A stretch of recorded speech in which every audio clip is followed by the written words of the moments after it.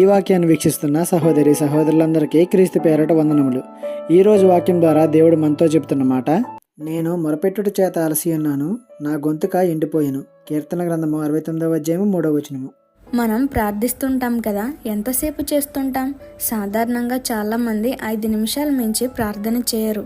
నేను వ్యక్తిగత ప్రార్థన గురించి చెబుతున్నా.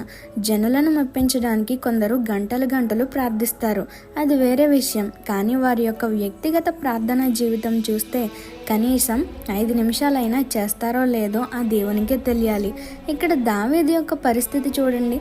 మొర్ర పెట్టి పెట్టి అలసిపోయాడంట, గొంతుక ఎండిపోయిందంట.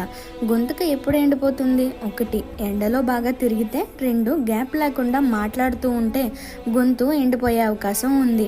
మరి దేవునితో మీ సంభాషణ ఎలా ఉంది? ప్రార్థనలో ఈ అనుభవంలోకి ఎప్పుడైనా వెళ్ళారా?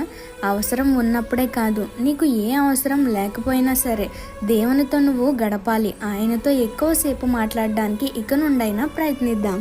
ఈ చిన్న సువార్త పరిచర్యలో మీ సహోదరులు. God bless you. ఆమేన్.